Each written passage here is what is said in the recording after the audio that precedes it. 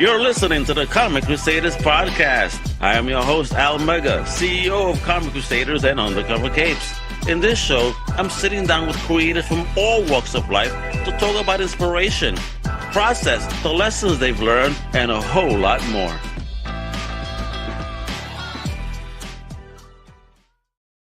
Wepa, what's up, Crusaders of Comics and keepers of the pop culture flame? It's your boy, Al Mega, baby, the loudest voice in geekdom. And today, oh my God, we're going to be taking a midnight stroll through the neon gutters of dystopia. All right, that's right. I have a mad scientist in the building of stories. Let me tell you, all right? He's a pen-wielding powerhouse. This is the mind behind Death Sentence. My man has tangled with Marvel's Hulk and the X-Men. And now he's crafting one of the slickest, grittiest, and most thought-provoking cyberpunk noirs out there. Chrome Roses, Cyberpunk Trilogy. And guess what, mi gente? Book 2 is here and it's live now on Kickstarter. I mean, the conspiracies are getting thicker than your abuela's pasteles. You know what I'm saying? Trust me. You do not want to miss what my man here is cooking and what he calls the Tract. Oh, man, we're going to find out all about it. So lace up those cyber boots, polish your chrome, and plug into the feed, baby, because this is epic combo is coming up right now with the legendary, the one, the only from across the pond, Mr. Monty Nero. Hey, homie, how you doing? Yeah. Al, so good to see you, man. Likewise, brother, happy to have you on. Happy to see that you're continually kicking ass in this comic book game and yet bringing us another epic story, you know, that only the Neroverse could bring us. You know what I'm saying? Yeah, Cyberpunk. I'm a big Cyberpunk fan. Been cooking this up for several years, and I'm delighted with how well it's going down, how people are enjoying it. So I'm happy. My man's been chefing it up. So from what I understand, Monty, book 1, which is I'm in the middle of reading, you know, basically drops us headfirst into what is called the Tract. Yeah. Now, if book 1 was the first shot of tequila, is book 2 the hangover or the bottle you just can't put down? Yeah, book 1's all action.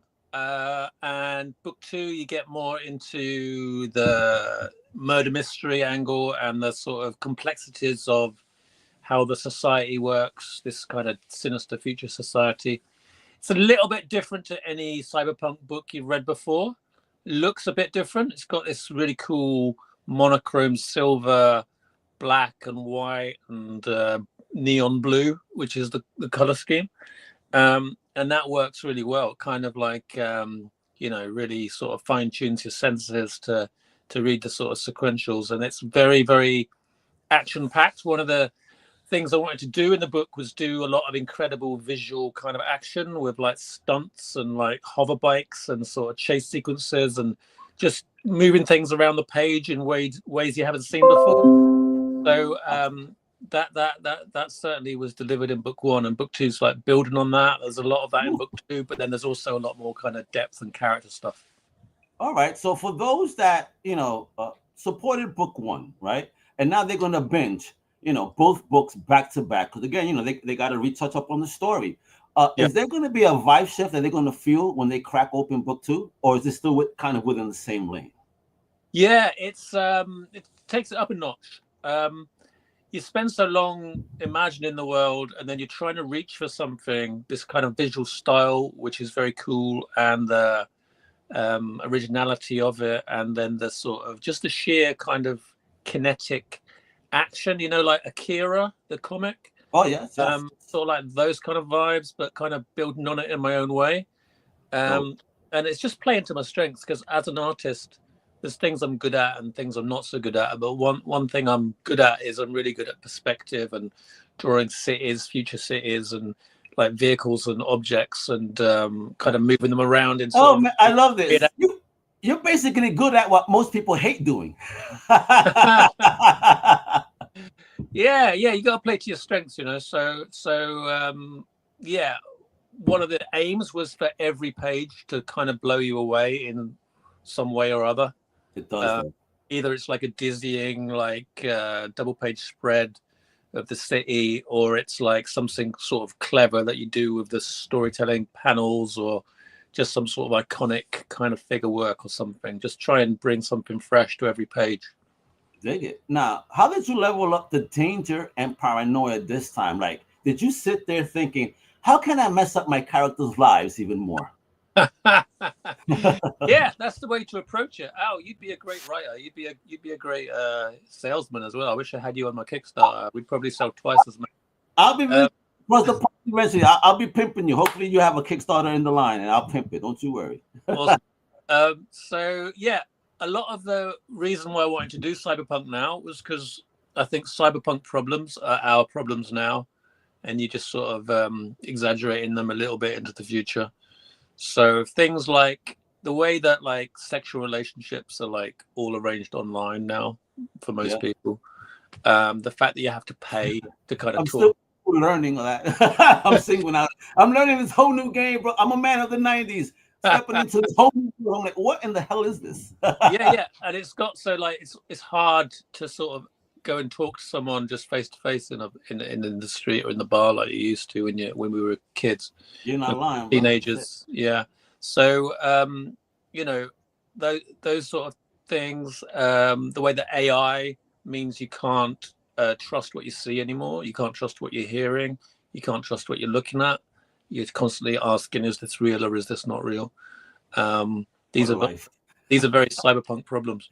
So there's a lot of the way we all feel about, the way we're constantly online, the way we're constantly kind of almost like projecting ourselves to other people online, rather than living like, authentic sort of normal lives.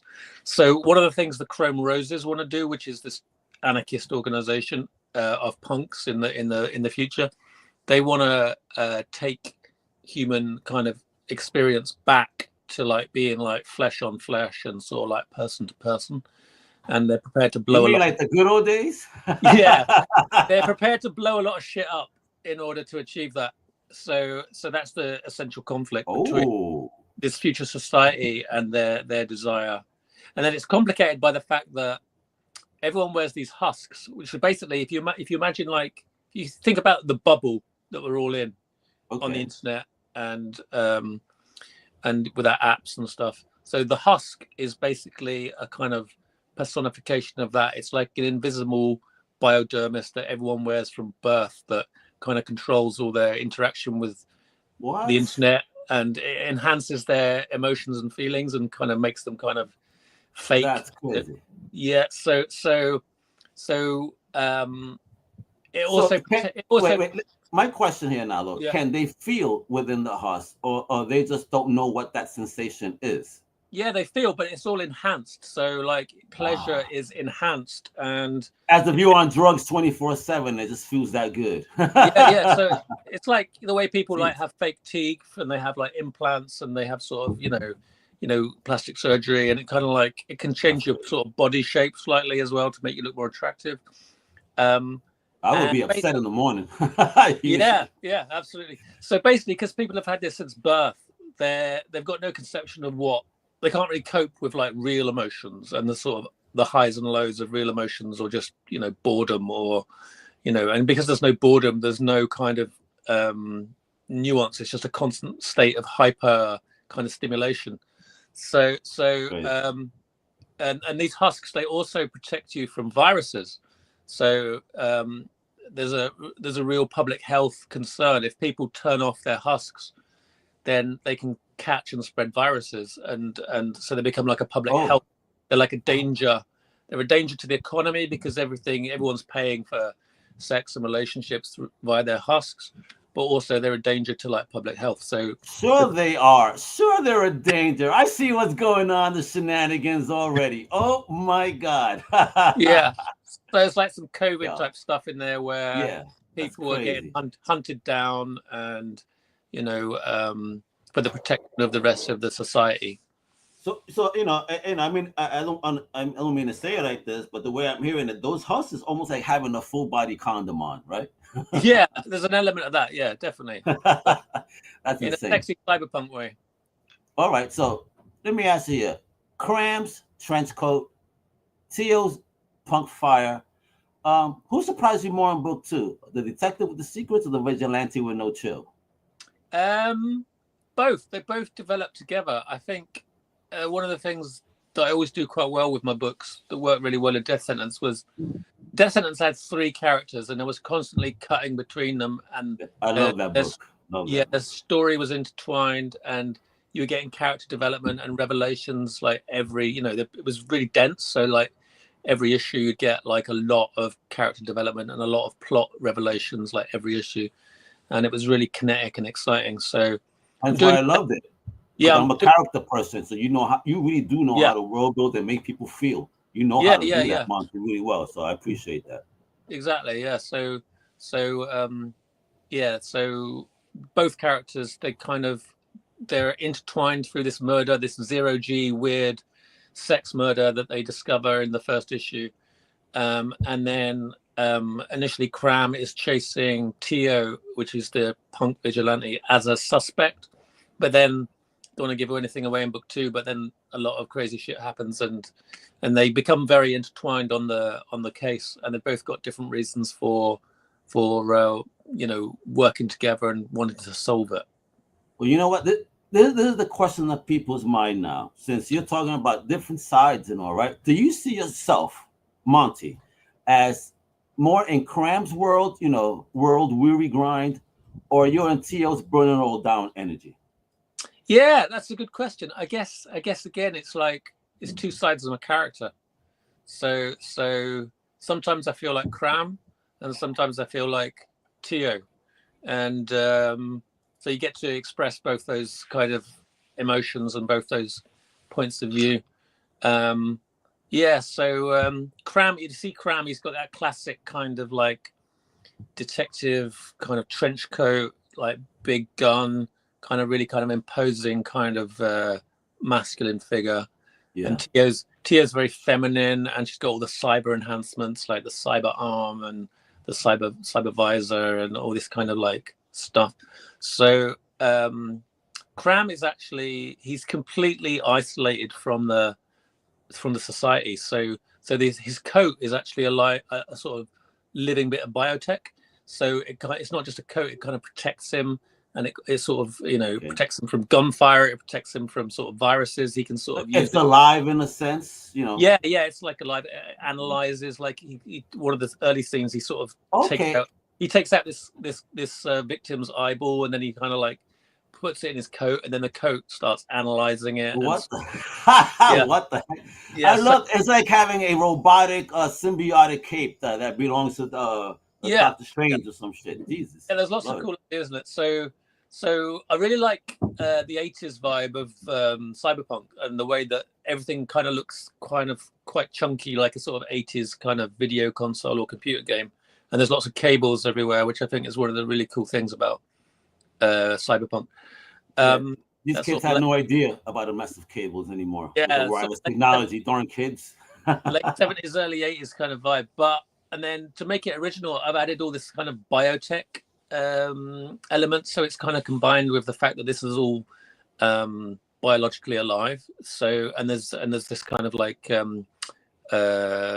power source that kind of flows through it all, which is where a lot of the glowing blue comes from, and the vapor, because you want that kind of really kind of atmospheric, misty kind of glowing world in a cyberpunk book.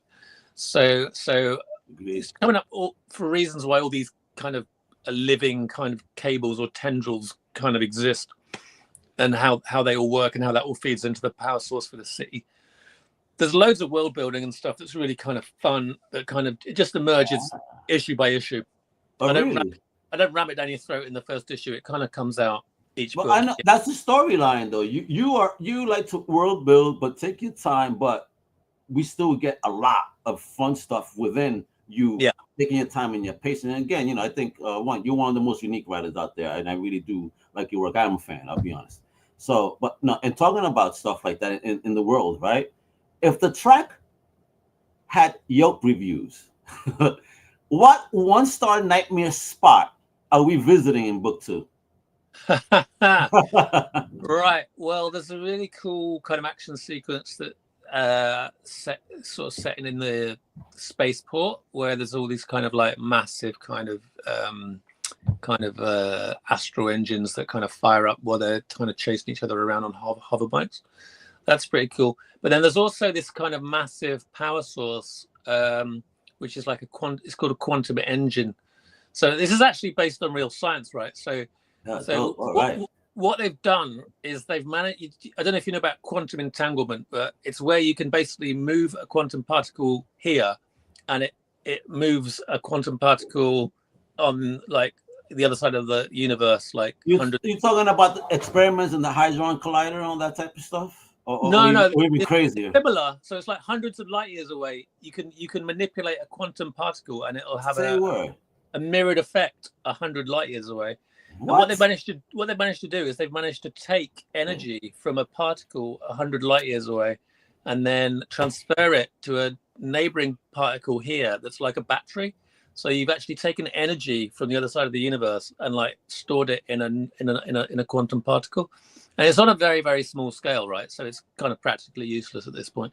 It can't even flicker a light bulb. But we're getting there. But in this future, like 100 years in the future, they figured out how to sort of scale that up. So basically, there's no shortage of power in the city, even though it's kind of like a wasteland. I mean, the Tract is built on a wasteland. So there's no shortage of power because they're getting all the power from the other side of the universe and storing it in these quantum batteries. So that's one of the ways that the economy works so well in this kind of otherwise devastated future where the Tract is built, is because they've kind of cracked this kind of quantum battery which they can store unlimited energy from the other side of the universe in. And obviously at some point in the future that'll have a major plot kind of ramification. You're making me think like this is the beginning of what Green Lanterns, how they were made. Batteries, quantum energy, all that shit. Come on, bro. I love it. Now, one thing, before I start showing off this dope Kickstarter, because it has a trailer, we're going to go through the art, folks, and everything. And listen, my man, bro, he ain't playing. Like the number here of support, I'm like so happy to see this, that I love when indie gets support like this. So let me ask you here, bro. Your villains always got style, man. No matter what book, man, for real. You create villains with style. So who's more fun to write? The sleek power players pulling strings, or the street level psychos that cause chaos? Yeah, the psychos, the villains. He said, "Just give me that psycho shit." Yeah, they're a lot more fun. You can just you can go crazy, can't you? And I think the key thing is to bring them alive and make them real, make them sort of rounded characters, not just like you know cackling villains or whatever. And sort of see the humanity in them, and kind of, so they're almost like one step removed from things you might have thought or wanted to do to people or something, but you don't because you're a decent guy. Exactly. Listen, if you look at my shelves, all I have is toys of villains. You would think that out. All my good guys are on the very bottom shelf collecting dust. Nothing. It's just not that they're bad guys. They have good ideas. They just sometimes take it the wrong way and to try to do their plan. But some of them, most of them really do come from a good place. They just get villainized. You can have a lot of fun with the deeds, the actions, the dialogue, the sort of audaciousness of the villains. But then I think the challenge is to make the anti-heroes or the heroes, to try and make them equally cool, equally imaginative, equally kind of daring. I get it. Like what justifies them in wanting to beat that bad guy up that I think is cool. That's why I like anti-heroes, because anti-heroes kind of, they're still, they're not goody good. You're always on that edge of like whether they are do the right thing. Yeah, they have morals. But they're willing to cross the line, and this is why I'm about to get hate. But you could send mail to Monty about this. He's making me say this. Here's why I don't like Batman, because come on, man. Like after you get somebody arrested and they escape from jail because you didn't want to handle that business after what happened to you, whatever happens is on your shoulders. Yeah, so that's one of the tensions in the plot, is that Kramm is really attracted to Tio. She's very sexy. He likes a lot of her ideas, and you're never sure how much Tio is manipulating Kramm, how much she's using him, how much Kramm is using her to get what he wants. Very Batman Catwoman relationship style here, huh? Yeah, it's more kind of in a sense. More like, I don't know if you've ever seen Tightrope with Clint Eastwood, but it's more kind of like that.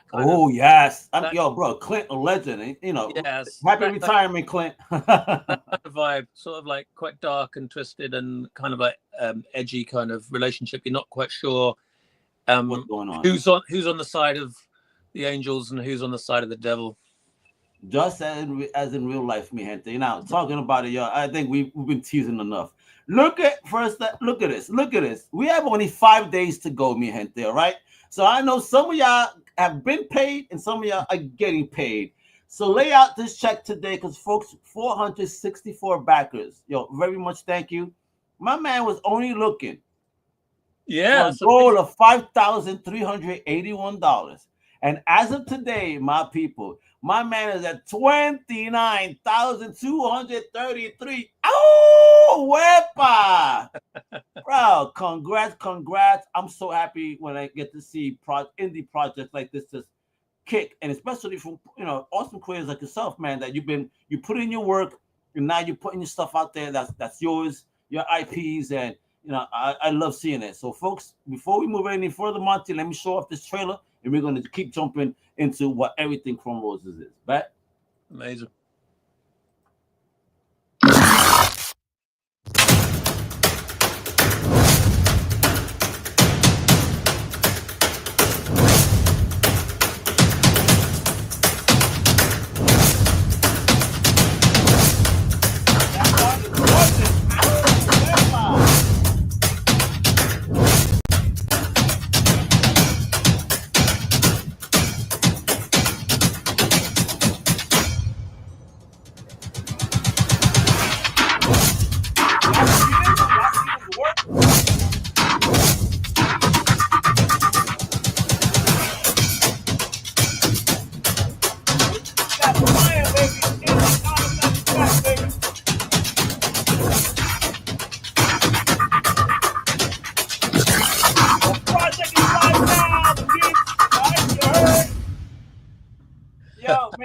Make it happen. Spend that cheddar. The project is live now. It is live now.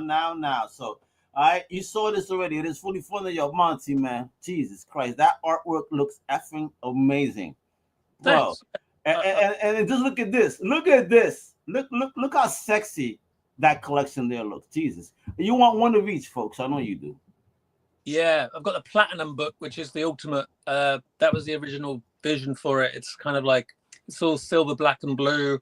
It's got like shiny foil, and there's going to be a hologram element in book 2. So the platinum edition is like the edition that I had in my head when I first came up with the project, and then the sort of standard edition has got the color cover, because obviously a lot of people like color. They like the vibrancy of color. So there's something for every taste. I dig it. I mean, and look at these covers. Look at this art, bro. So, I mean, you went in with the intentionality of drawing it this way, with that kind of scene from the get. You knew what you wanted, or what type of influences maybe made you go in that direction? Yeah, what happened was I was trying to find a style that was unique, because obviously a lot of cyberpunk books, they look quite similar, or they have a certain kind of coloring or something. So I wanted to find an aesthetic to them that's very similar amongst all of them. Yeah, which I like, but I wanted to do something unique. And what happened actually was I was in a car crash, quite a serious car crash, 70 mile an hour on the motorway, span across four lanes of the motorway. When? Yeah, it was serious, and I felt very lucky after I got back from that to still be alive. So whoa, bro. It was quite stressful. The car was written off. There was a lot of insurance problems. It was a bad scene. So I just found myself almost immediately, almost within 2 hours of getting home, I was just in my room and I was just drawing this kind of stuff. I was just doodling these kind of cities and these kind of characters. And the thing about this sort of stuff is, because it's imaginative and because I'm quite good at perspective anyway, I can just sort of like doodle away, and I don't need to like look at any reference or anything, and no one can tell you it's wrong because it's all futuristic and you're inventing it all. So after I'd done a bit of this, I thought, this is actually pretty good. And it got me thinking about a few cyberpunk scripts that I'd written over the years and how this style would really suit those stories. So, and that was how I started drawing Chrome Roses. And then, like I said, the whole point of it was I felt like I almost wasn't here to draw this. So I want to make it like definitive sort of statement of what I am as an artist now and how good I can be.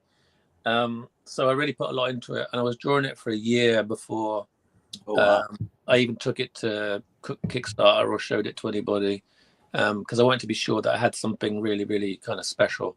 I mean, you were talking earlier about how you enjoy drawing cities and stuff. I mean, folks, my man ain't playing. You see this? Look at the detail behind this. That's crazy, bro. Yeah, it's crazy. Really I find that stuff really, really relaxing. That is like I find drawing characters quite stressful and quite hard, but drawing cities and buildings and anything sort of mechanical, I'm like very, very comfortable doing that, and I find it very relaxing. And then doing the airbrushing as well, that is also a lot of fun, and it only goes on the computer at the very end when I scan it in, and I might adjust the contrast slightly or something to sort of get a better look. But so how do you do this right here? Because this particular panel is so eye-catching to me. First, it's funny because this is a cop, right? Yeah, with the thinking about donuts. I mean, come on, man. Exactly. but it's the way that this panel is captured. The image in front, so focused, it almost feels like a picture, and the background, it's dope. Feels blurred out like it's a photo. How'd you manage that? Yeah, everything that I do is done the same way. So I sort of rough it out as a thumbnail, then I draw over that, and sometimes I just go straight to ink, because my trouble as an artist is I'm a bit tight, and I can over kind of render things, and if I just draw an ink right from the start, then things are a little bit rougher, and there's a little bit more kind of like each line isn't perfect, so it looks a bit more alive. And then once I've done that, then I do shading with Copics, which are Copic pens, which is a type of alcohol-based ink, and that's where all the sort of shades of grey come in. And then on top of that, something like the background, you mask out the character with a bit of film, or you just cut round a character a mask of the same shape, and then you just airbrush over the background and make it all blurry and sort of do all the sort of volumetric light and stuff. And that's actually very relaxing as well. That's a very fun part of it. And making me jealous. I mean, that's how I feel when I'm making music now. That relaxing side of it. People are like, "How you doing this?" Like, I can't explain to you how the hell I really am doing this right now. I write, I do this, I do that. I got all these tools, and I'm just in a moment, And I have a couple of, I get into my whatever vice I have, and I have a good time. That's what it is, I just open up, and just let loose. Now, talking about that, like music and comics are cousins, right? For me. So if book 2 had a soundtrack, because again, you from out there across the pond, the history of music out there. Hell, what 3 tracks would be blasting through the track right now if you were there? Well, I've been listening to it. I've been listening to a lot of the Blade Runner soundtrack. So that's like Vangelis, all that stuff. So I put that on a lot just because it gets me in the right kind of vibe. For that's funny. Kind of like futuristic environments. Monty, I don't mean to cut you up, but you said Blade Runner, and that's actually something I did want to say, that your art vibe here is particularly feels Blade Runner meets Hellboy. Yeah. That's the feel for me. Yeah, I'd say the 3 biggest influences are Blade Runner, Hellboy, and Akira. So, and then of course, I think a lot of people love those books, but the key to doing the project was just finding something new of myself that I could add to that to make it look different. So you can't just do Blade Runner, Akira, and Hellboy. You have to bring your own kind of magic to it. So once I figured out how to do that, then I was very confident about, okay, there's enough originality here and enough kind of cool new stuff that I can still lean into like the Blade Runner stuff, and still lean into the Akira stuff, and still lean into Hellboy stuff. and it's not just going to be like copying. It's going to be like, you know, building on it and like taking it in new directions and doing new things with it, which is, I think, what everybody wants to see. Because I mean, we all love that stuff. It's just, yes, we do. It's just you got to bring your own magic to it. Yes, you do. And talking about bringing magic, right? Over here, you have themes of control, commodified emotions, technical nightmares. Now, which one of those scares you the most if it came true tomorrow? What were the three things? Themes of control, yeah, commodified emotions, yeah, tech nightmares. I think it's that idea of your emotions being hijacked by you know, online apps, online companies, being commodified, you know, being monetized, being taxed.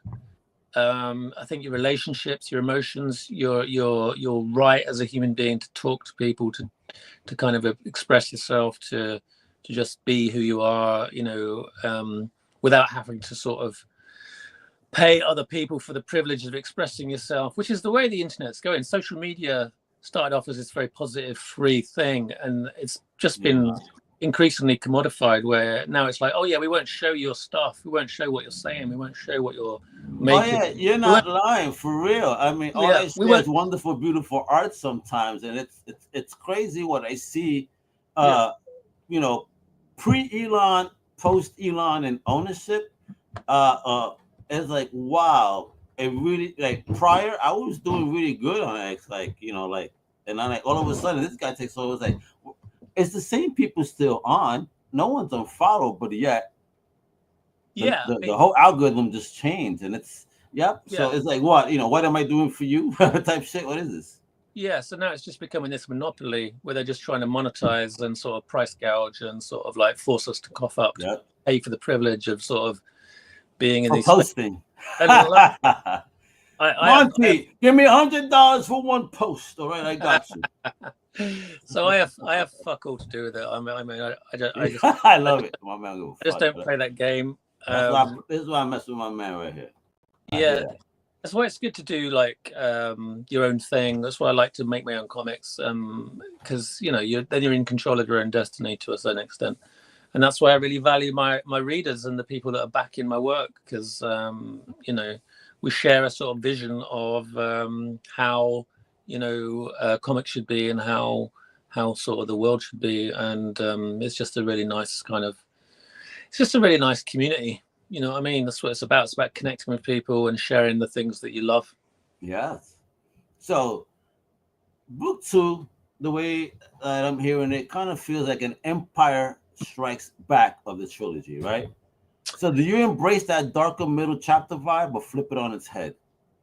Yeah, I mean, it's all pretty dark. It's pretty dark from the start. I guess what's kind of unique to my work, and was very much the case with Death Sentence as well, which is about, you know, dying after 6 months.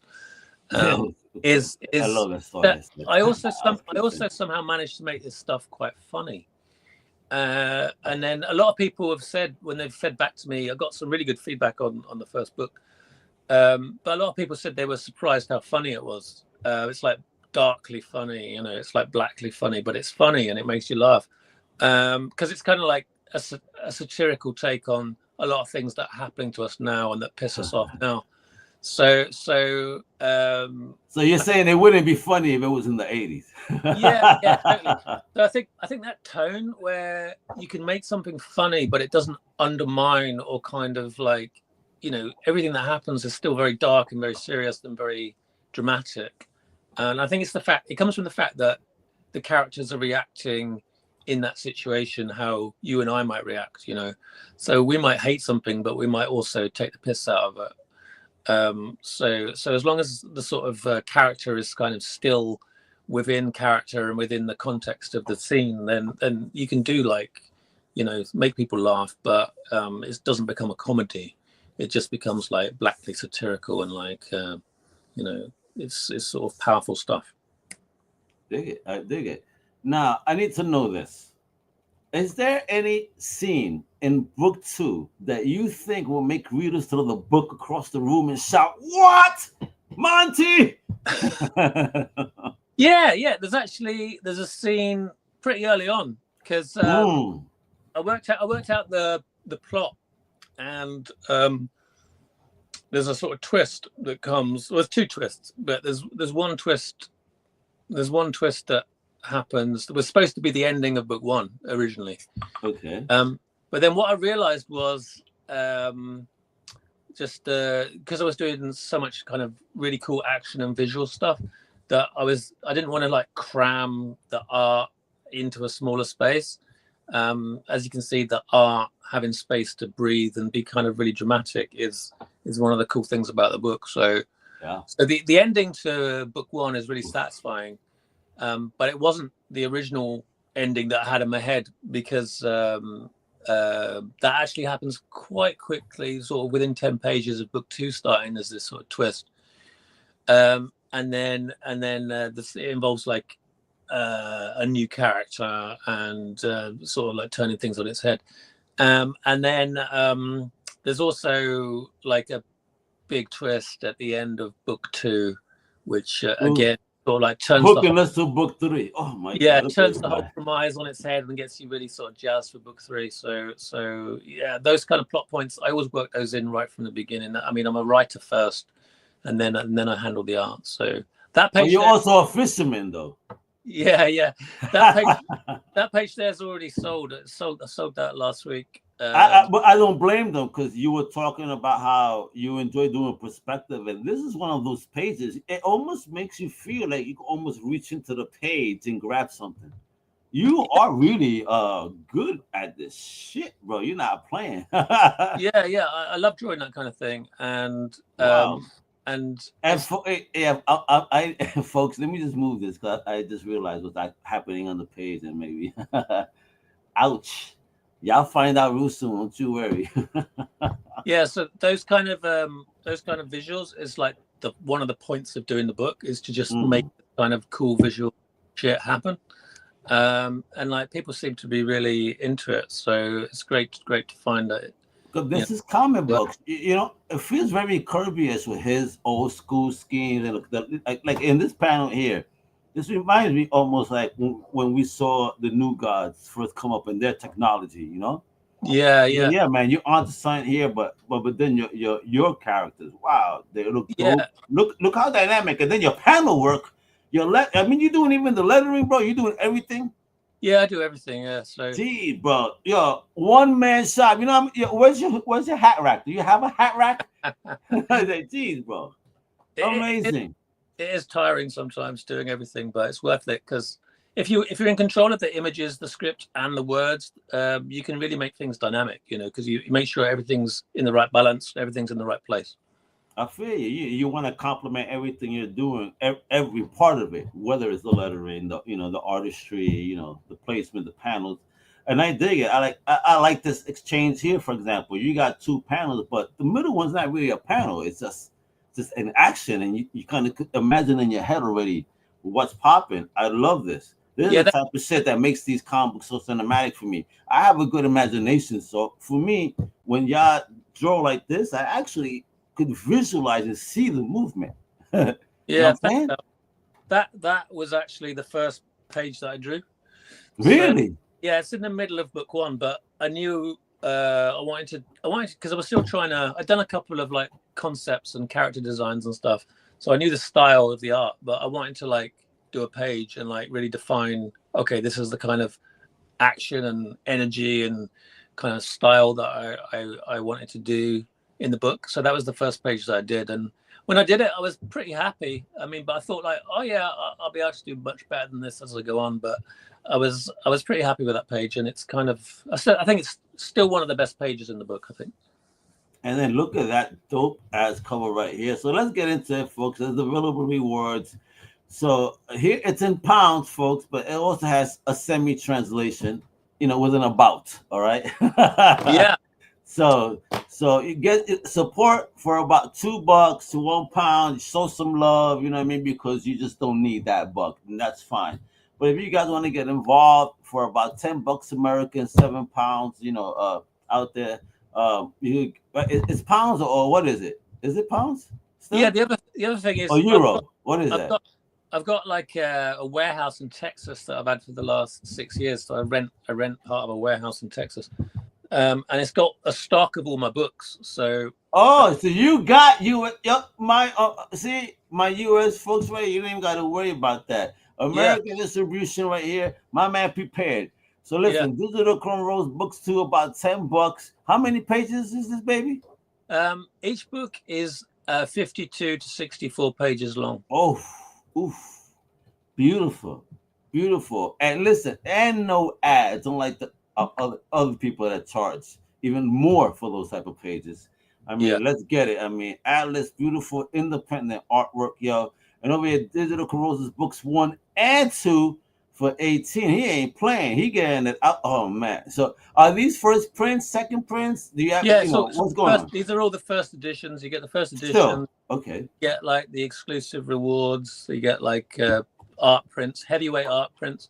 Then I got some like big artists getting involved doing like special kind of like art prints and stuff. Like when we hit £20,000, we got Lawrence Campbell, who just won an Eisner Award for Hellboy. He's doing some artwork for us. So you'll get some really nice exclusive kind of art rewards if you back. The Neroverse is not playing, baby. I love it. They're not playing. And look, get them. It's beautiful. And for you collectors out there, listen, the Neroverse is going to be a real thing. Trust you me. The stories that this man is making and building, these are things you will see getting, on TV eventually. I mean, is that a goal, Monty? Like, you create to create, but if they approached you, is that something you would want to kind of say, hey, why not? Or would you reserve and keep them just on comic book form? What would you do? Yeah. I'm very much into being master of my own destiny. So that's why I make comics, because with a comic, I can do it all myself. I can write it, I can draw it, I can letter it, I can print it, and I can send it to you. So everything's within my control. I know it's all going to be really good. I don't know you're responsible. Total accountability. Yeah. So that's what I've always wanted. I've always wanted to have like my own kind of like just like my own little world where I'm in control of it. I can do whatever stories I want. I can do whatever characters I want. I hear you, bro. So and then finding readers that love that is really exciting. It's a lot more satisfying than say when I read the X-Men, and like obviously way more people read my X-Men stuff than read my indie stuff. But I tell you, it's much more satisfying. They don't know what they're missing if they've not read that sentence. Or this book 1, oh my God, guys, what are you doing to yourselves? Anyway, I'm sorry. I gotta sell it, Monty, because like you again, an author creator. With that sentence, well as book, I bought everything when it came. I mean everything, and I just like when other books came out, I was telling everybody, yo, this is so dope. You guys gotta read it. Thank God, some people listen. Some didn't get it. They don't have that like I don't know what it is about. They're corny. There you go. They're corny, son. Yeah, like this stuff is great. My man be doing some off the wall, like really entertaining books, man, that actually make you think, make you involved, and again, world building at its best to the Neroverse, in my opinion. I love you, Al. The thing with the movie stuff and the TV stuff is, I have been approached by movie and TV people, and there's sort of various things that rumble on with death sentence all the time. Yeah, man, cause shit, that would be crazy. But you're not in control of that, because it's even if it's a really good script, and even I get you. It's like whether that gets greenlit or not, it's got nothing to do with how good it is. It's kind of like a lottery. It's like buying a lottery ticket. Yeah, because they want to change it. Well, no. Yeah, that's what I despise. Not for nothing. Yeah. I understand. Maybe some things can't translate, but no, make it work, because the original vision is what we want to see. Exactly. No matter how corny it sounds, we want to see that shit. Or how corny it may look, we want to see that. That's it. Occasionally I get involved because I think like, right, I really want to, I don't feel this is the right direction. So I might, one stage I wrote like a pilot for the TV series, because I was just like, you're going in the wrong. So I said, this is how it should be. If you're going to do it in this environment now, it needs to be like this. So I wrote a script. Wait. My man did a pilot for a TV show. Did you know how to do a pilot, or you just said and ran with it? You said, let me figure it out. No. One of the first things I ever wrote was a screenplay that I won like a prize for. So So check out my man over here. Dope. I like writing screenplays and teleplays and things like that. But like I say, in that world, you're at the total behest and beck and call of other people and what they want. And I The always money. with their sentence. The reason why these books are so cool is because it's like pure. It's like there's no compromise. Yeah. It's like this is my vision. This is exactly what I want to see. It is punk. That's why I love that book. got I a lot- put my brothers on, Monty. They Yeah. love it. It's so got punk. power. It's got a lot of sort of energy, and it's because I'm so into what I'm doing, and I know there's no compromise on it. So that really, like you said with your music, it just makes you happy to make it. So it's your life. You know, it takes so long to make these books. It's your life, so you got to enjoy it. You got to be proud of it. It can't be like a compromise on something you're doing just to sell, or you're doing just to sell it to somebody else, or what somebody else wants to see. Yeah, man. So that's why I love making these books, because they're pure me. They're pure the story and the characters that I want to see, that I think are cool, that I think are dramatic, that I think people will love. So to me, even though, you know, I quite like writing screenplays and teleplays, I would not really want to do that for a living, just because there's so many compromises involved in it. So the fact that I can like find enough readers to make it possible to make these books and do that for a living, I mean, that just makes me so happy, and I'm so grateful for it. So I feel you on there, bro. I feel there, bro. Backer, you know. Nah, man, I feel that for real, man. It is control. You want to own your drawing, like, you know, don't besmirch my IP type shit. You know what I mean? I get that. All right, now we need to know something here as well, bro. As a creator who has juggled, you know, Marvel gigs, indie publishing, and even academia, right? Yeah. What part of Monty Nero's brain does book 2 flex the hardest? Book 2 is really the writing, because like the art, I was really worried about the art and whether I could pull it off, and I'm so chuffed. But you did a great job, bro. Yeah, it's kind of established, and you design the characters, you design the vehicles, you design the environment. So there's so much that you're building upon it then, and it's like fun. So book 2 is really where I flex on the writing, and I think, to be honest, I think I'm a better writer than I'm an artist. So it's really like getting that kind of killer, kind of like gripping drama, plot twists, kind of things you weren't expecting, dialogue, character revelations, you know, that kind of edgy character interplay, you know, are they, aren't they, you know, who's good, who's not good, who's the villain, who isn't the villain, all that kind of stuff. I really enjoy leaning into that, so that's really what I'm focusing on in book 2. So let me say that I can't agree with you there, because you know I think you're great in both the artistry and the writing. So good on you. You know, again, a multi-level threat over here. This is what I'm saying, yo. And you got some dope books here. Now, with that said, right? Because you definitely been flowing through different publishers and of course, you know, doing your own thing.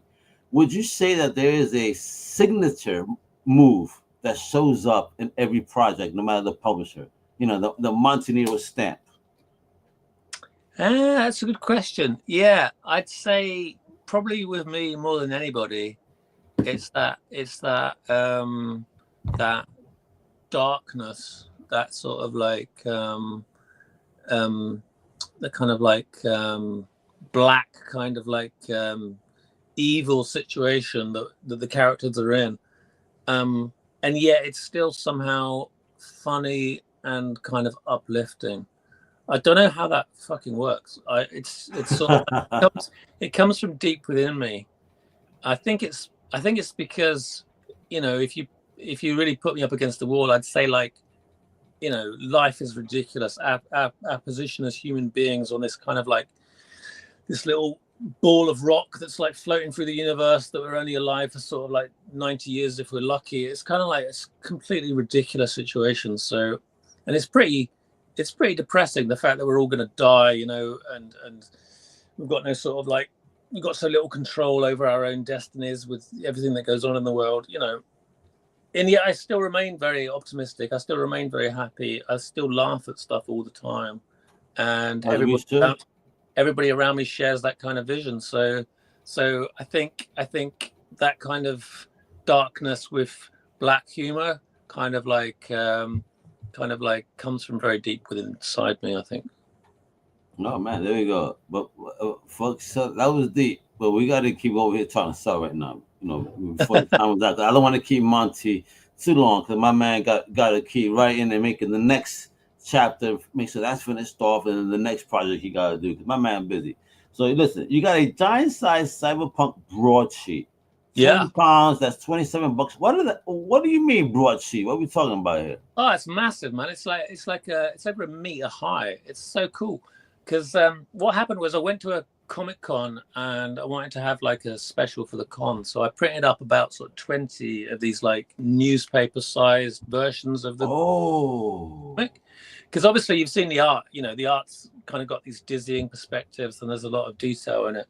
So I thought, you know, this would look really good, like big, like really big. So I just printed up 20 just to see. Nice, special, and like people loved it. People like absolutely lost their minds when you know what it is. You remember Wednesday Comics, when that DC experiment that came out with the newsprint with you know short stories, like news strip style. It was called Wednesday Comics in the early 2000s, I believe.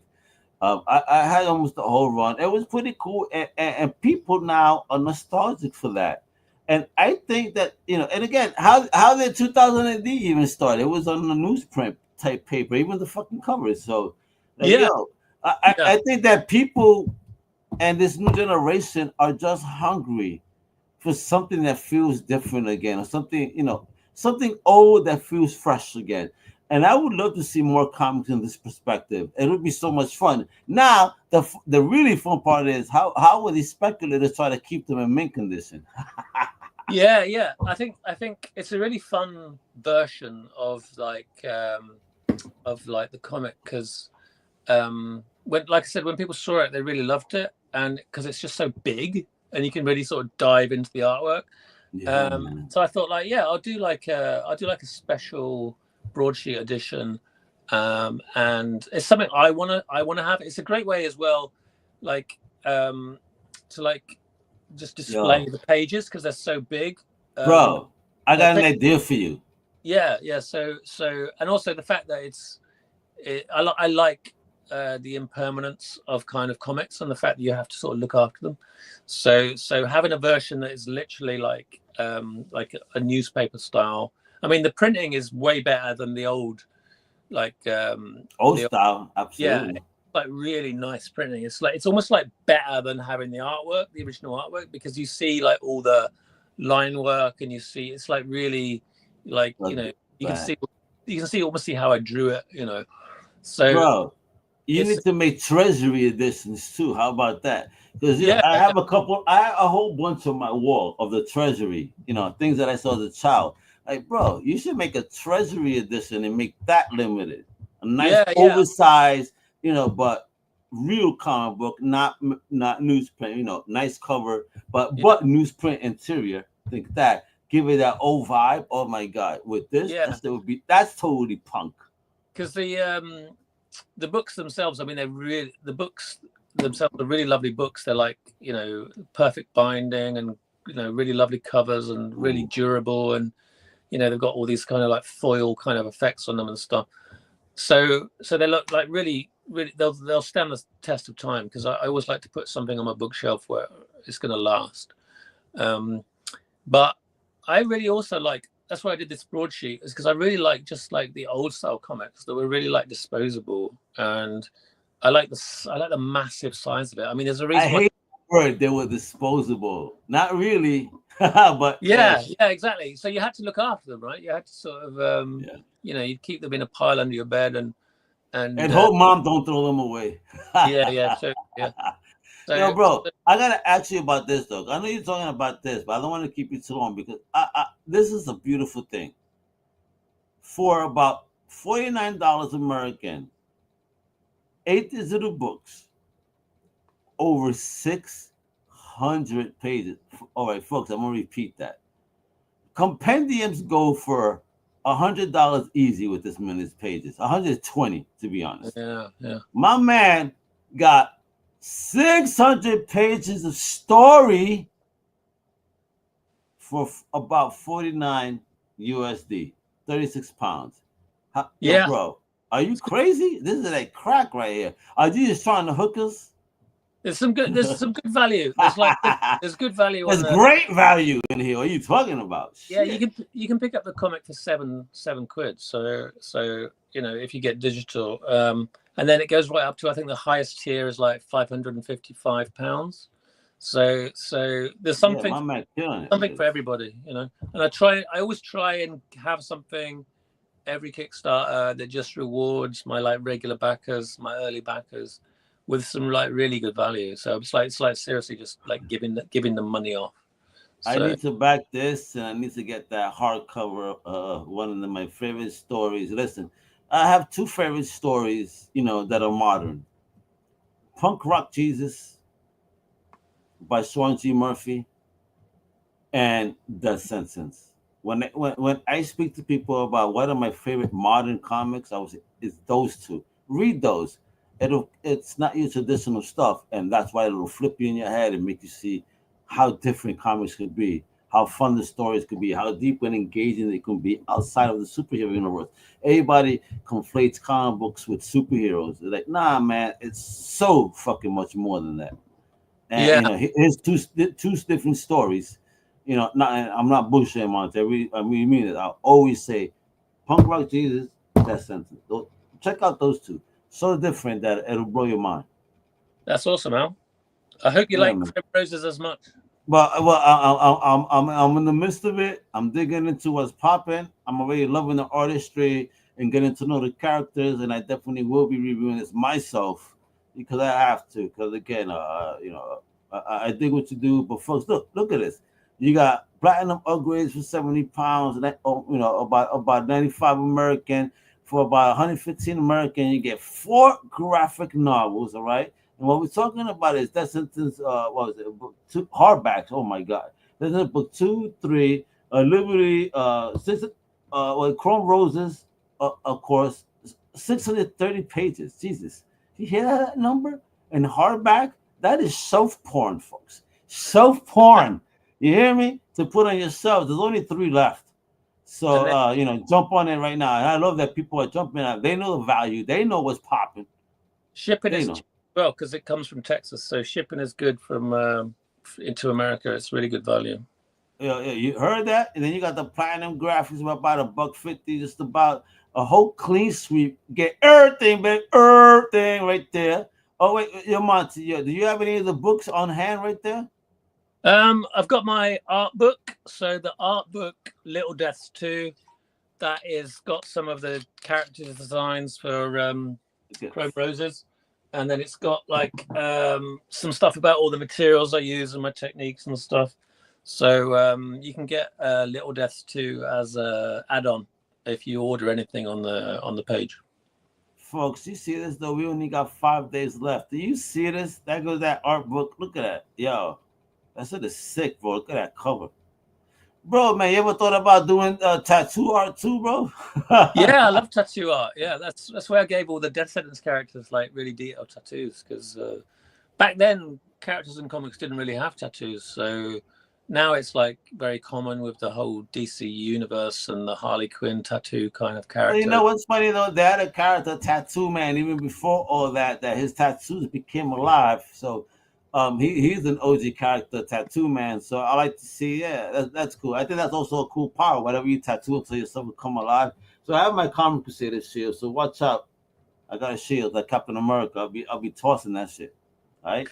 Um, but yeah, look at these covers. Look at this book. Support independent comics books again. My man like achieved an amazing goal. He was only looking for 5,300 racks, and my man wound up doing over 2,900 right now. 29,000. All right, 29,000 racks, yo. All right, so let's make it happen. Let's get it some more. There's so much more to do when this awesome creator that creates dope universes, no doubt. One of my favorite creators personally. So, final round, Monty. Final round. Why should someone? Now I gotta put you on the big screen here because you gotta pick. You know what? Let me put this back with that, and then you got to do this right now. Why should someone who's never ever touched book 1 jump into Chrome Roses world now? And for those who have, what's the one moment in book 2 that'll have them screaming for book 3? I'd say you've never seen Cyberpunk done with so much action or drama, or book 2 is when the big twist comes. So yeah, everything looks cool here. This is a cool cyberpunk world. This is like visually, very impressive stuff. But book 2 is when the twist comes.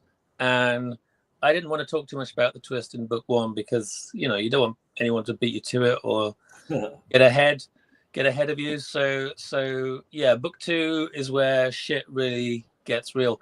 I mean, this book is everything I hoped it would be, and I'm going to be making this book for a long time. This is like a serious kind of like major story that I'm making here. So if you're into anything like this, detective fiction, noir fiction, murder mystery, cyberpunk, this is where you need to be. So if book 2 had a tagline on the movie poster, what would it be?